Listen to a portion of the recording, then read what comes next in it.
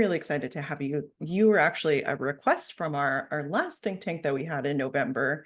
You just kind of shook up the room and brought some new perspectives, and I love it because I am very interested in grassroots perspectives, because we always are looking for transportation at a systematic level, which is super important, and a big level, but you're going to bring us home to the ground level. So I'm going to pass it over to you, and thank you for being here, and thanks for being our presenter. Great, thank you. Yeah, I'm gonna try to not take up too much time so that we leave more time for the stuff after. But yeah, there's a lot to go through just to explain where we come from and what we've been doing. I didn't even realize myself how much we've accomplished so far. I was just telling Samantha before we started that just putting my slides together is like, wow, this is impressive. We've gotten a lot done. Yeah, so I'm here to just talk to you about the Reimagine Elmwood coalition and initiative that we've got going on in Elmwood, to give you a sense of who we are. As we are a coalition of nearly a dozen different community groups working together in Elmwood. We started with 9 3 years ago, and we've since added more groups as we've gone along. People wanted to get involved, and so we've got groups from all kinds of walks of life, all kinds of representation. And of course, huge support from our city councilor as well, which is a critical piece. So I'm co-chair of the Glenelm Neighbourhood Association, which is one of the founding members, but I'm also chair of Reimagine Elmwood of the coalition as well. So this all started, 5-6 years ago in 2018. The Chalmers Neighborhood Renewal Corporation was taking on the renewal of the 5-year community plan. The 5-year neighborhood plan. And so as part of that, they did neighborhood-wide consultations, not just in Chalmers, which is one of the 5 neighborhoods of Elmwood, but in the wider Elmwood as well. So Glenelm and East Elmwood and Monroe and Tynetees and all of the Elmwood neighborhoods, to get a pulse of what the neighborhood's priorities were going to be for the next 5 years. And one of the things that really jumped out was 86% of seniors reported finding it difficult to get around the neighborhood. That was a huge number, and it really stuck out. And what we also found was also 70% of youth who responded also had the same kind of difficulties. So this obviously became, transportation, especially for those groups, became a priority over the next 5 years throughout the neighborhood. The key takeaways from that was that those 2 demographics were the least likely to be driving, right? And so for us, that was a key indicator of things we had to do. And in digging deeper, we found that they kept mentioning the same streets. That the issues they were having were on Henderson, on Watt, on Nairn, on Hespeler, which is where these are all the regional streets. But it made sense because that's where all the stuff was, right? That's where the dentist's office, the doctor's offices, the pharmacies, the coffee shop, the convenience store, the restaurants, the churches, they're all there for all of the neighborhood amenities that people were trying to reach. That's where they were located. And for anything that was outside the neighborhood, if they were taking the bus, that's where all the bus stops were too. And so we knew right away that we had to do something to address those streets. We knew that we had some solutions in the neighborhood already. We had some organizations that were providing taxi chits or shuttle programs, especially for older adults for medical appointments and that kind of stuff. But the other thing we found was, seeing that 86% of seniors and 70% of youth were still experiencing recurring mobility issues in the neighborhood. We knew that, we just didn't have the capacity to ramp up any kind of shuttle programs or taxi chits for that level of need. So what that ended up, the outcomes that we ended up having is that we ended up having a lot of people who, despite not having a ride anywhere, made their way to different local amenities. The fact that they were there, they would walk there, and still, make do. Even though they found it difficult. The problem with that, though, is that older adults are overrepresented in pedestrian deaths. Just in general, they're 2 to 3 times more likely to be killed as a pedestrian than people aged under the age of 70. So we knew that we had kind of an at-risk group that we needed to help here. And then, of course, the other alternative, because we know that life is not just medical appointments and groceries; it's also seeing your grandkids or visiting a friend, going out for coffee with a friend or recreation or all kinds of stuff. And that's part of what the shuttle programs were unable to provide for. And so, a lot of the older adults had the choice to either brave the pedestrian environment, put themselves at risk of dying, or stay home, which we also know is also not a great solution, because increased loneliness increases, as we know, risk of stroke, heart disease, depression, anxiety, dementia, diabetes. It increases the risk of premature death by like 30%. And the U.S. Surgeon General calls loneliness as deadly as smoking 15 cigarettes per day. Knowing that we didn't have the capacity or the resources to provide what we consider to be downstream solutions, we wanted to look at what kind of upstream solutions we could provide. So, in case you've never heard the terms upstream, downstream, the difference is let's say you had a stream or a river where you find that these sheep are in the river and they need to be pulled out, need to be rescued. A downstream solution would be to put in the resources that you need to rescue these sheep and pull them out of the river as needed. An upstream solution would be to look and to see how you can prevent them from falling into the river in the first place, right? So fix the broken fence, and then not as many sheep fall into the river. From a transportation perspective, what that looks like is downstream solutions are providing rides to people who need them. And there will always be that need. There will always be some people, some trips that need that. But what we were trying to do is to see how we can rearrange things so that certain trips, certain rides are no longer needed, that people can meet their needs in another way without having to get a ride somewhere. So we had to look at essentially what were our broken fences in Elmwood. What did we need to do to make sure that people could meet their needs, get to groceries, get to recreation, get to dentist, doctor, whatever appointments, without necessarily needing to be driven there. There a lot of things came up. We had sidewalks in poor condition. We had sidewalks that were too narrow for any kind of mobility device, whether that's a walker or a stroller or a wheelchair. We had poor snow clearing on sidewalks in the winter. We had dangerous intersections, fast traffic, wide streets, not enough seating, in the public realm for people to rest or, on a long walk or to tie a shoe. Or we had noisy environments. We had really a need for a lot more shelter from the elements, whether that was from trees or awnings or windbreaks or all kinds of things like that.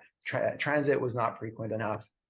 We needed more lighting, more amenities, more events, more people, more.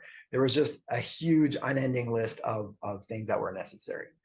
Of course, this is, from our perspective, kind of a neighborhood urban kind of perspective, and you might not necessarily have the exact same reality where you live.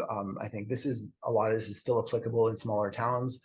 But I think hopefully what I can show you is the process that you can use in your own place, because not the solutions we came up with might not be the same solutions for your neighborhood, for your place. So the values we came with it, first of all, was humility. We needed to approach this very humbly, to know that we would not be able to solve everything all at once. And even in trying to solve a part of the problem, we might not even be able to completely solve that part. And so knowing that, we wanted to embrace imperfection and use that as part of our process, to know that whatever we come up with is going to be imperfect, but that's okay, because it's always a work in progress, which goes with our second value of adaptability. Knowing that everything is imperfect that we come up with, that we're always continually improving, we want to take as small a step as we can at every step of the way, so that we make sure that we are readjusting to the actual needs in the neighborhood. We might think that we come up with a solution, and then you implement the solution and it doesn't work. Being imperfect, that's okay. If you took a small enough step, you're able to adapt and readjust and continually get to a point where you can meet people's needs. And then our third value is perseverance. We need to just keep the process going and keep trying. Not everything's going to work, and that's okay. It's part of it, part of the process. And so basically, we adopted kind of what is called the strong towns process, where we humbly observe where people are struggling, take the next smallest step to address that struggle, and then repeat. And that's the approach we took. And so that led us to 3 summers ago in 2020 to do our first project on Henderson Highway. We wanted to try some stuff out. It was a 1-day temporary project. So we set up some stuff for a single day, tore it down at the end of the day, and we had a $400 budget. So just to show that you don't have to start with a lot. You can really start with as little as you have. Start with where you are with what you have, and try to address some needs. So we came up with a project that was pretty ambitious, but it was to reclaim a couple of lanes of traffic, and then to add additional seating, add additional shade elements. We started with this in mind. We ended up, as we went along, to shorten it and make it a smaller project. As you can see here, we're adding 3 crosswalks, just to make things safer. That middle one is a crosswalk that doesn't actually exist, but we saw people kept crossing there. And so we figured, how can we make that safer for people, is to add a crosswalk. So we did add a temporary crossing there. We added dining tables, we added chairs, we added fake Christmas trees as decorations, and potted plants, and we added canopies and all kinds of parasols just to add shade. And we did this for a single afternoon. And the kind of stuff we used, we made our own temporary paint for the street with cornstarch and water and food coloring. This is really good to use if you're doing a 1-day project, because it goes on like paint, but it dries as chalk, and then it's gone in no time. And so so we had about a dozen volunteers out, and we did this on a Saturday afternoon, about lunchtime, and then we were wrapped up by just after dinner time. And then we waited. We talked to people who were there. We did surveys. We collected data. We did online surveys for about a week after and before, just collecting people's opinions on, what do you feel about this? How does it feel to be in this place? What do you notice that's different? What would you like other to be different? And we took all of that as a learning experience to sort of inform our future projects. And the positive things that we saw was, of course, by adding all of this stuff, it reduced traffic speeds, which made it safer and made it quieter. There's a lot of data out there that shows that if a pedestrian hit at 60 kilometers an hour will almost always die. A pedestrian hit at 30 kilometers an hour will almost always live. So we knew that reduced traffic speeds save lives. We also knew that every 10 kilometer an hour reduction in vehicle speeds translates to a 40% noise reduction. And so you're cutting noise levels in almost half for every 10 kilometers an hour. So we knew these things intellectually by data, but just doing the experiment, was able to experience it in real life and have our neighbors and people in the neighborhood experience it as well. It just is a whole other level of understanding it. And so it was really great. The comments we got from locals, especially seniors, the people we were doing this for, had overwhelmingly favorable opinions. They had a lot of good constructive feedback. Oh, did you think of maybe this, or maybe this would be better this way? We collected a lot of useful data. And so we got really a lot of really nice, great comments from a lot of people. It was really empowering and refreshing to get that kind of feedback. There were also some negatives, and I think the one that sticks with us the most was we did not expect how aggressively people from outside the neighborhood who were driving through would react. So some of the survey responses that we received, a lot of them had, stupid, idiotic, asinine as a recurring theme. Many of them were laced in profanities. Some were not constructive at all. a lot of superlatives, you know, and even some veiled death threats we actually got. And so it was a kind of a wet blanket, and it kind of you know, to feel good with all the stuff that we're doing for people who live here, to get this kind of aggressive reaction was really shocking and surprising. Nevertheless, we persisted. Part of our perseverance, we knew that we were doing good in the neighborhood, and that, again, this was just a one-day temporary thing. And to see that that was the, you know, how aggressive that reaction was just for a one-day trial, we knew that you know, we had to do some work at you know, educating and just doing more projects to get people used to it. Some of the other challenges is the stuff we were doing had like no precedent in Winnipeg or in Elmwood. And so that became difficult a lot of times, because anytime you want to do something to the sidewalk or to the street, the city is like, yeah, you need a use of street permit. However, there was no category of use of street permit for what we were trying to do. We were not doing road construction. We were not having a parade. We were not moving a house. There was no box to check to say like, yes, this is the permit we need. And so that was a challenge from our perspective, even though the people we were working with at the city were trying to be helpful, the stuff didn't exist, right? So there was a lot of institutional resistance to it, that they didn't have any processes for dealing with what we were trying to do. We're building everything from scratch. It also, like I said, required us on a lot of projects to do a lot of the work ourselves. The city workers of a lot of the departments are under-resourced, and they are quite good at doing the normal stuff, but when something out of the ordinary comes up, it does require a lot of resources. So for some of our later projects, as you'll see, we had to bring in like our own traffic engineers and our own landscape architects to do a lot of that work, to present it to them sort of finished product, so that they didn't have to do the work for us. And then, like I said before, a lot of a need to educate both the public and the public service on what we were doing, but also especially why we were doing it.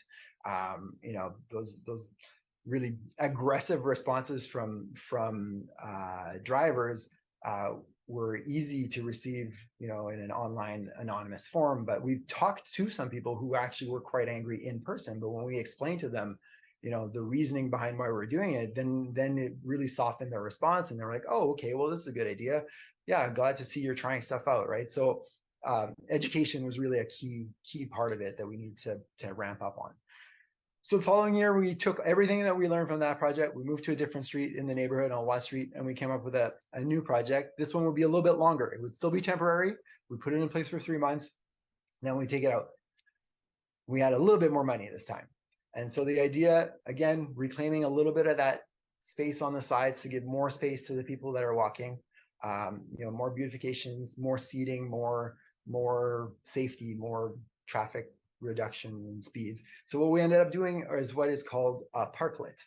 So a parklet is a mini park, but essentially all it is a platform that extends the sidewalk out, that you can use for sitting and eating or drinking or whatever you want. It's just an extension of the public space. So we constructed one at the corner of Harbison and Watt, and we made it long enough that it had 2 uses. So on the one end of it was a bus platform, so that the bus could just pull up and it was a bus stop.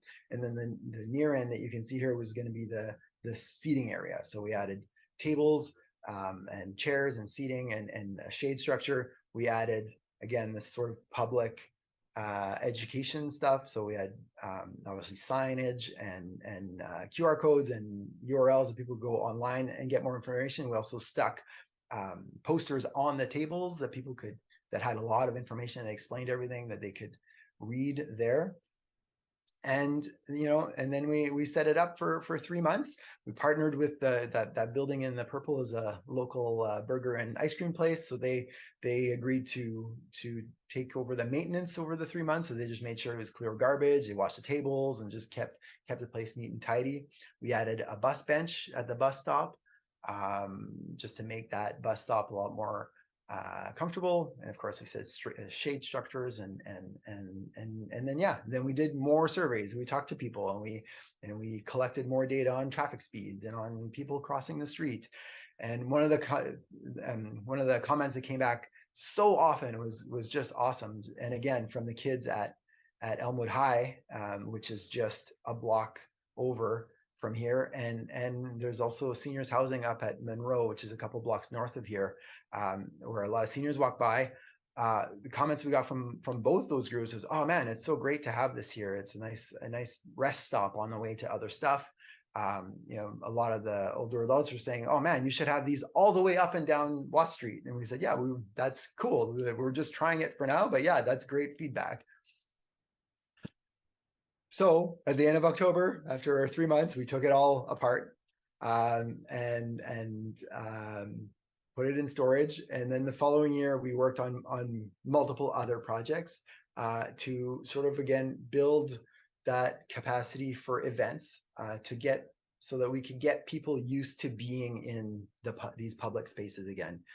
You know, our streets and our neighborhoods didn't get the way they are overnight. It took decades and decades of small changes that led to this. And so people are not used to being in these spaces again. And so we came up with a couple of different events. We had a little bit more money this time. So we did a night market. We did a karaoke event. We did just these events to get people back to these spaces. And then some of the permanent intervention was we started painting these traffic boxes. So you can see in the middle picture of the traffic box, we've got a local artist to paint it. If you see right behind it is the bus bench that we had added the year prior. So it had a kind of a remaining element that has improved that bus stop for good now. But the goal behind these painted traffic boxes is twofold. One is obviously neighborhood beautification, public art, just to make it a nicer space to be in, obviously. But the other thing that in traffic engineering, they talk about edge friction. And edge friction is sort of the sense of enclosure that you feel as a driver when there's a lot of stuff on the side of the road.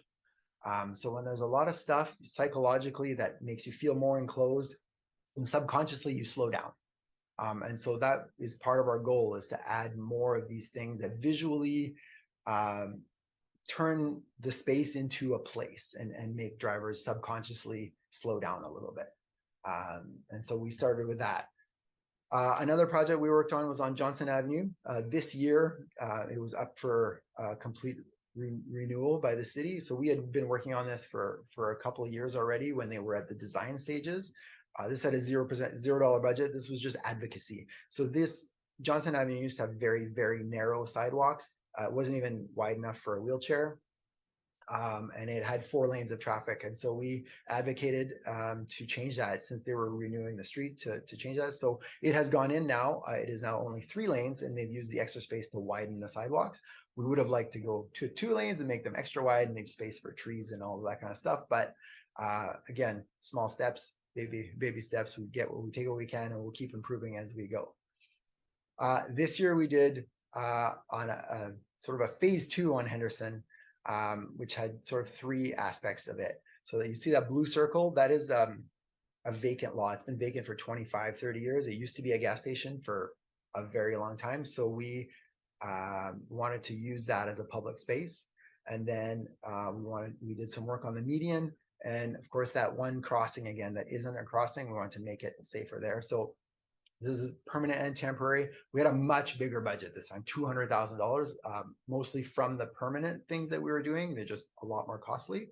But we had been learning through all of our projects, and we've been building our capacity to do projects. And so we're able to fund this through the Winnipeg Foundation, a combination of the Winnipeg Foundation, the province's Building Sustainable Communities, and the city's Land Dedication Reserve Fund. And what we did is we worked out an agreement with the property owner, which is still Suncor, to use this space, use their property as a public space for the next 3 years. We put a new coat of asphalt down.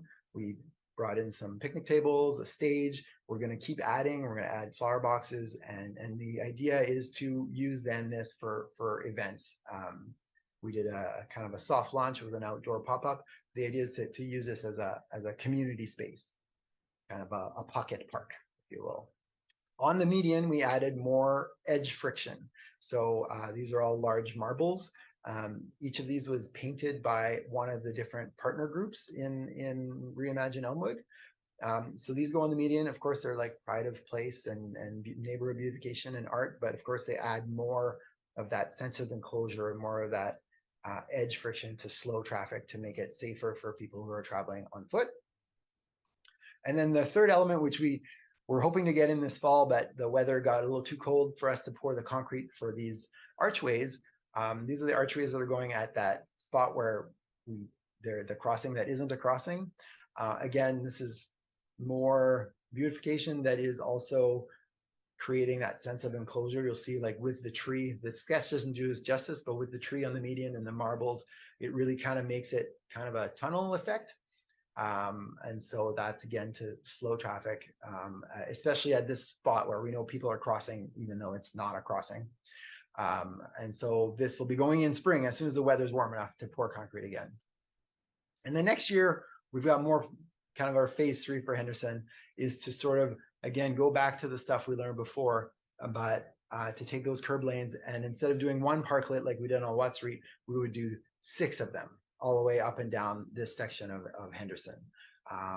And so it will be a 6-month trial for next summer, May to October, with a smaller budget than we've had before because most of it is temporary. Temporary stuff costs less. But essentially it would be this section where we're just adding a whole lot of stuff in those curb lanes, which, reuse the same kind of designs that we used on Watt Street on Henderson, just more of them to basically, again, narrow that travel way, make it more enclosed, more edge friction, to slow that traffic, make it quieter, make it more pleasant, make it safer. Because the idea, the ultimate goal again is to make it, not only safe for older adults to meet their needs within the neighborhood, but also dignified and pleasant and dare I say enjoyable. Knowing that when we make it better for older adults and for youth, and for people with disabilities and for lower people with lower incomes who don't have a car, when we make it better for all those people, we're making it better for everybody. And so for us, that's been kind of the focus. And so small steps is basically it. So we're going to use that corner lot again to use the experience we gained with our night markets and with our outdoor pop-up to do farmers markets and to do outdoor movie nights and things to get people again out and about in the neighborhood in a positive way, and to get people to experience the changes that we've made and to give feedback and vote with their feet essentially. So I've got a bunch of resources if you are interested in more of this stuff. The American Association of Retired Persons have a lot of really great toolkits. BC TransLink, City of Burlington, Vermont, Strong Towns. We also made a toolkit out of our first trial because it was so new. We wrote everything detailed down. So we have a little toolkit that we have that's available for anybody who wants to repeat it. It has all the details, even like the proportions of cornstarch to use and how much coverage you get out of that kind of paint. So if you guys are interested in that, we have all of those as well. All of that, we got more information on all our projects and all of that stuff. It's all on reimagineelmwood.org. So feel free to visit that, and I'll of course get in touch if you have any questions about anything anytime. Happy to help. Like I said, we are making systemic changes by making small grassroots neighborhood level changes. Like I said, the use of street permit that didn't exist for us now exists. The city was kind of forced to create a new permit class so that we could do these kinds of things. That's a systemic change that wouldn't have happened without us sort of, barreling forward with our projects. So yeah, the idea is we're just going to keep building and you learn from what you've done and you build on it and you fix the stuff that doesn't work and you try new things and eventually you start with temporary, but eventually you hope to get to stuff that can permanently stay in place and improves the environment for everybody in a permanent way. This is awesome, Michael. Like, I'm actually blown away. I am Thanks. so, Yeah, oh, like I was saying earlier, like it is kind of cool when you put it all together in one presentation like that. It's like, oh wow, we did all that. Yeah, and we started our first project was 3 summers ago, so that's what we've gotten done in 3 years. And yeah, like I said, we've added partners to the coalition as we've gone along. People who discovered and said, oh wow, that's really cool. We'd love to be involved. And so we just builds our capacity to do stuff, and knowing that we've got representation from all kinds of different groups in the neighborhood. We've got Elmwood High School, we've got Elmwood EK Active Living, we've got a business coalition, and we represent all kinds of different groups so that everybody has a voice at the table. And of course, the idea of doing it sort of experimentally the way we do it, that we do a trial, we try it out, is it's easy to get caught up in theories and in like the theoretical, be like, oh well, if you do this, I think this will happen, and if you do this, then I think this will happen, and they never really get anywhere. Versus just installing it in a temporary way and trying it out, and then knowing that, oh, maybe those fears were unfounded. Okay, good. Or oh, we didn't think of this side effect. Oh wow, that's good to know. It's just that you can meet people's needs in a more real and immediate way. And also, like we were talking before as well, like taking a top-down approach to advocate the city to do certain things, it could take a lot of years to get something in place. Whereas we're more of the approach of like, look, we can make things like 5% better today. Why shouldn't we? And then we can start again tomorrow. And next month we made it 5% better again. It doesn't take a lot of time where all of a sudden it's like, oh, things are 20% better and actually really noticeable.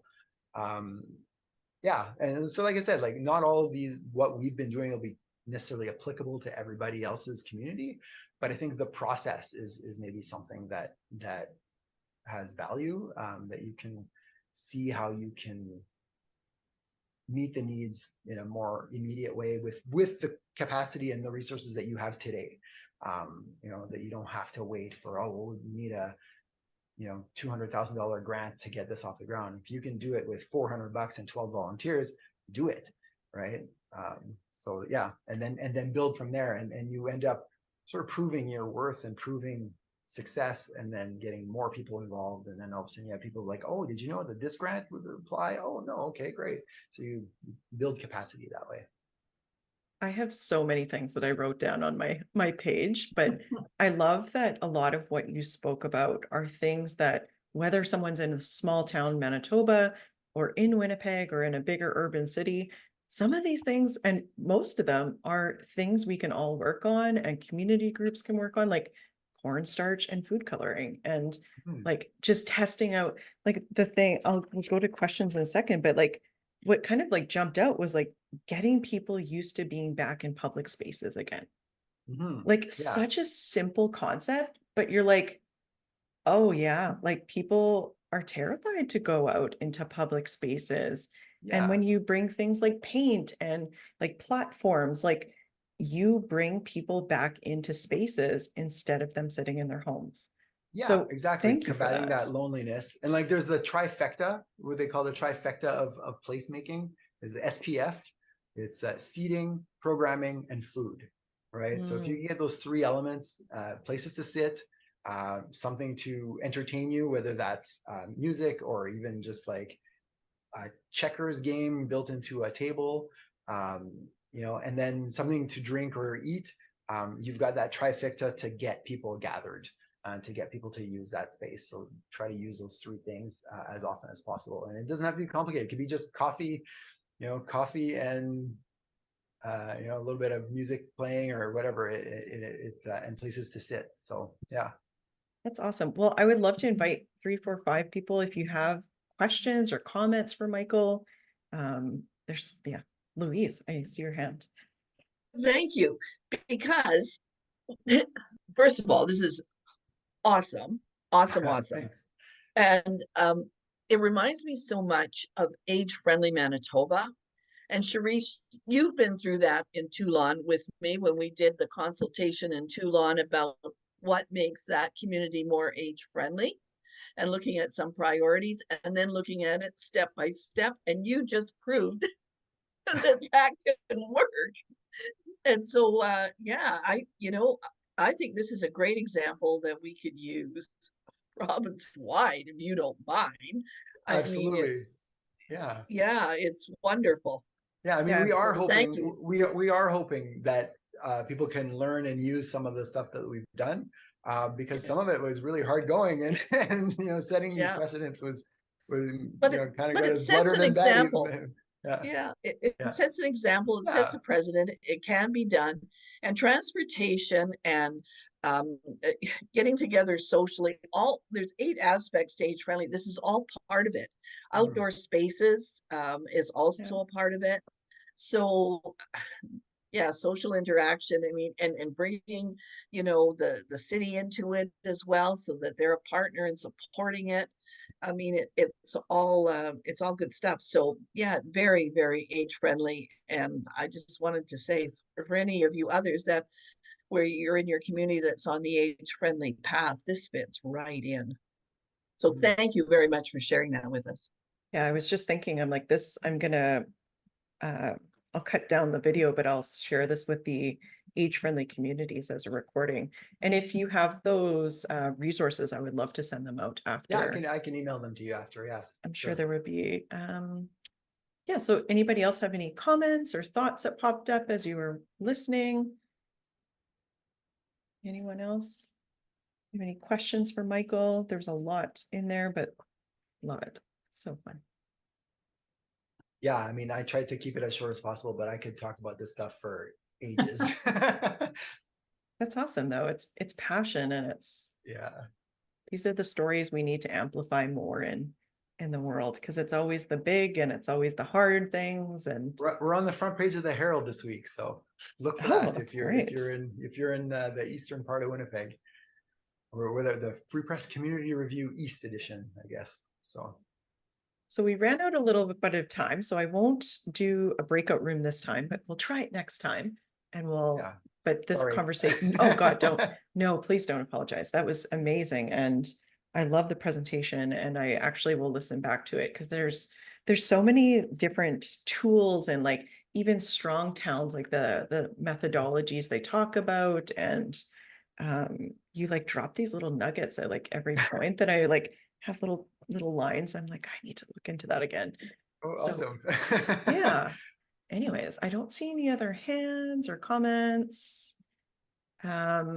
Yes, that was my one thing that I do want to, if you guys have 2 minutes to stop and reflect, what can you commit to doing as you leave this meeting? So if you have your pen and paper, what can you commit to doing as you leave this meeting? Even if it's the smallest little thing, sharing the recording, sharing your thought with someone, sending someone a text, and saying, hey, this is a cool idea. What can you do as you leave this meeting as an action item? And you don't have to share if you don't want to. I know we're near our Yeah, time. one of the other things I wanted to mention is if you're in a smaller community, you do have an advantage there, that you're more flexible, more nimble, to do a lot of this stuff, because you've got your smallness is an asset in that case, right? And I know, if I'm gonna say, if you're in Selkirk, that your city council and your city admin would be very on board with this kind of stuff. They are even doing a lot of it proactively. The Eveline Street reconstruction has a lot of these principles in there. So if you have a community group in Selkirk that is looking to do something like this, talk to the city. They will be on board for sure.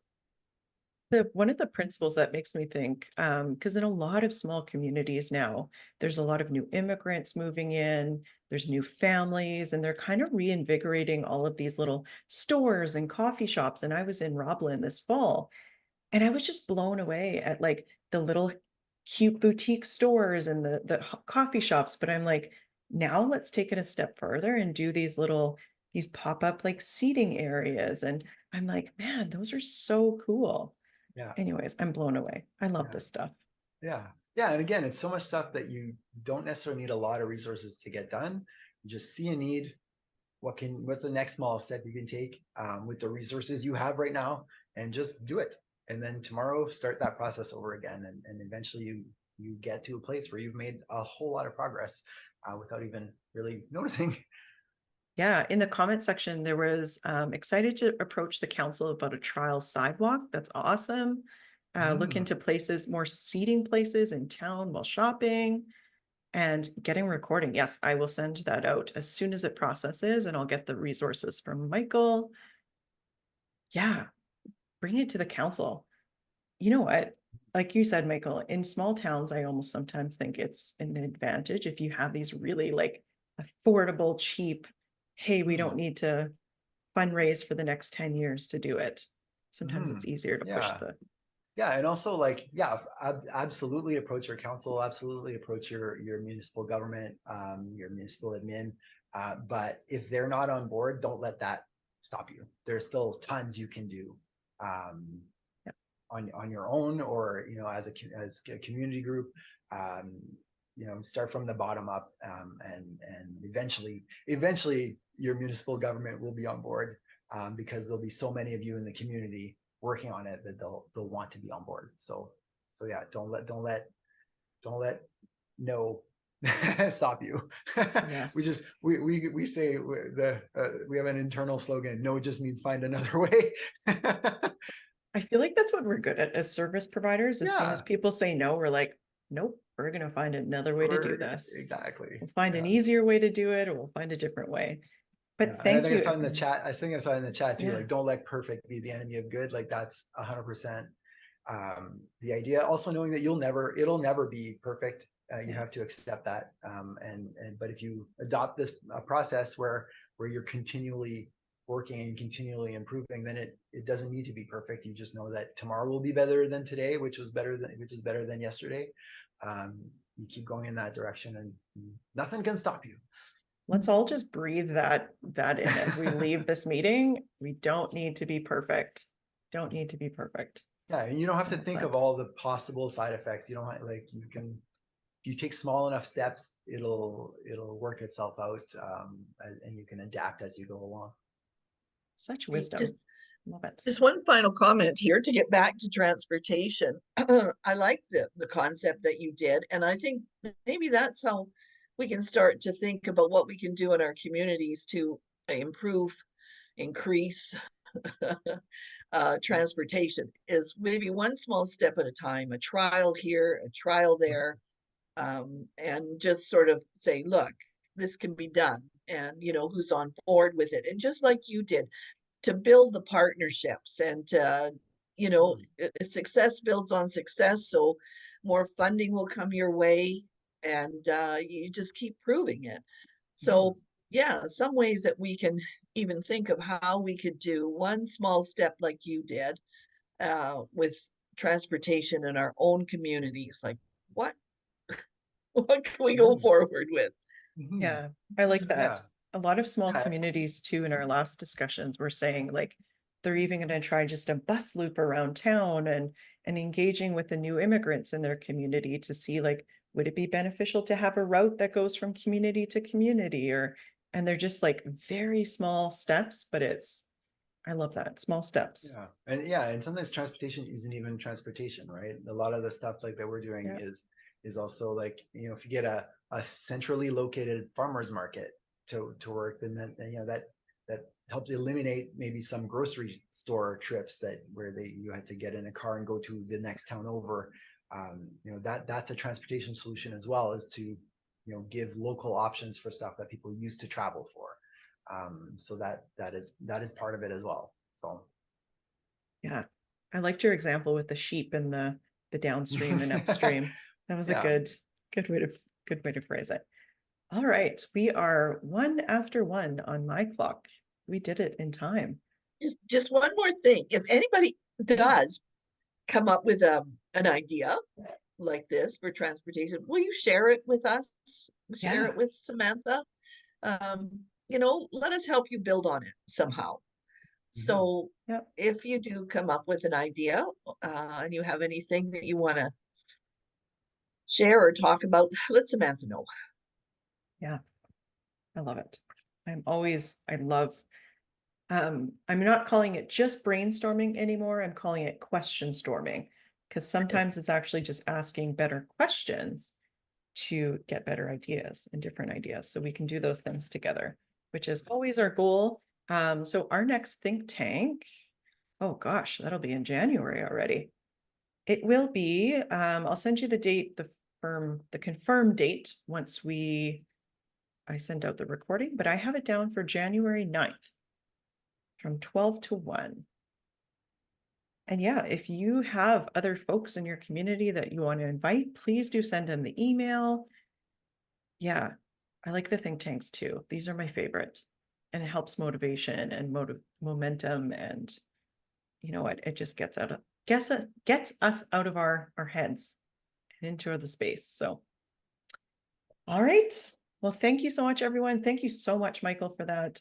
You're welcome. I'm looking forward to watching the recording again and taking more notes. So have a great day, everyone. Have a great week. And again, thanks for coming.